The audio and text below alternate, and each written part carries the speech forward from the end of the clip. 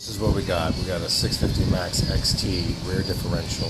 It's the standard differential for most Can-Am rear ends, Generation 2. Basically cranked it all apart.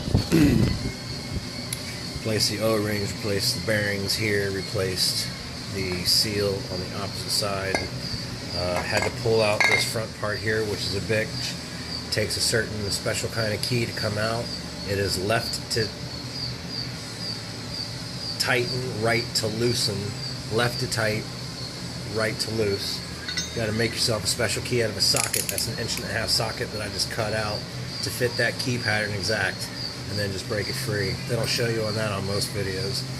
Alright, so after taking the differential apart and repressing new bearings, simply just used a bigger size socket and hammered them in, hammered them out, hammered them in, and then the seal is just basically just tap down there with the same thing with the socket, in and out real quick. Alright, the back crown over here, replaced all the seals. You got your shim on this side. It is a 4 count on the inside of the crown. On the back side of the crown, where it meets the other part, you have 4 number 7s that fit on here on the bushings. Same thing, bearing on one side, seal on the other, sits back in there all nice and pretty. Put that on there, let it spin. Okay, so you take the diff out, you disconnect the rear arm here, no light, the rear arm here from the swing arm. Then you replace the bolt, leave your hub and everything together. As you pull the differential out, it all works out. Next, I'm going to pull out the wear bearing that's on the yoke. Just got to cut a little relief cut on that, and that'll just pull right off, press the new one on. You do not have to remove your axles to remove the diff and replace the diff and everything on it. Okay, so back over here, here's the wear bearing. That's the wear bearing that's going to go back on the yoke over here.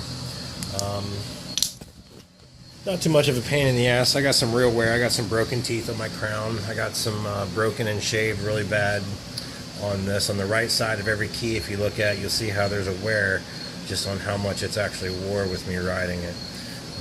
There's no teeth broke, but it's definitely worn rough. You can see the wear pattern nice and shiny. Same thing on the crown gear. You know, I got broken teeth. Some are worse than others. There's a chipped corner. There's a good chipped half of the tooth. You know, there's roughly about 7 or 8 bad ones. Needle bearing was completely shot. You can see down in there, this is where the needle bearing goes on the pinion. So the needle bearing rides right on this pinion gear right here in the front and then inserts into that hole. Well, mine wore out so much just from having about so many hours on it. I would say it's got 1,000 miles, 250 hours. Wore the needle bearing slap out. Where you see it's fucked up the casing and actually punched a hole into the side of where the bearing is. So the bearing right here comes through here. This is the hole we're looking at into here, and you can actually see the bearing casing over here because there's a hole in it. It's fabulous. Can-Am suck on the rear differentials. Nothing you can do to fix it. Mud and wheels is what's next. I'm replacing all this, putting it back together. It's going to be that. So it's pretty simple. You get your new shims with your new kit. You just replace that. You get your new seals, your new bearings.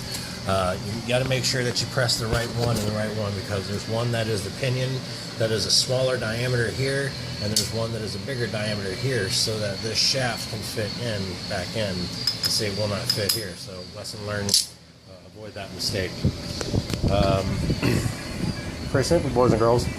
It's not too hard. Like I said, this is a 650 Max XT. It is the basic rear end differential G2.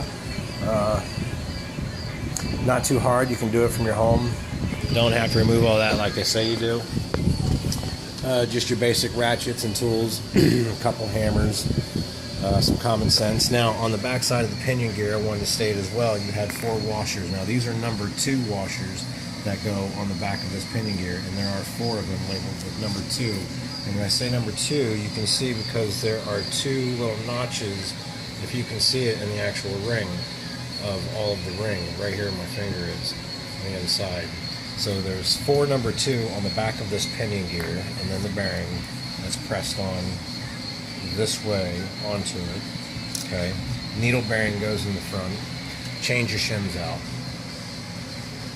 Front side has 4. If you look at it, you can see it's got 4 little notches out. Now it will change from differential to differential. You just have to match what it is.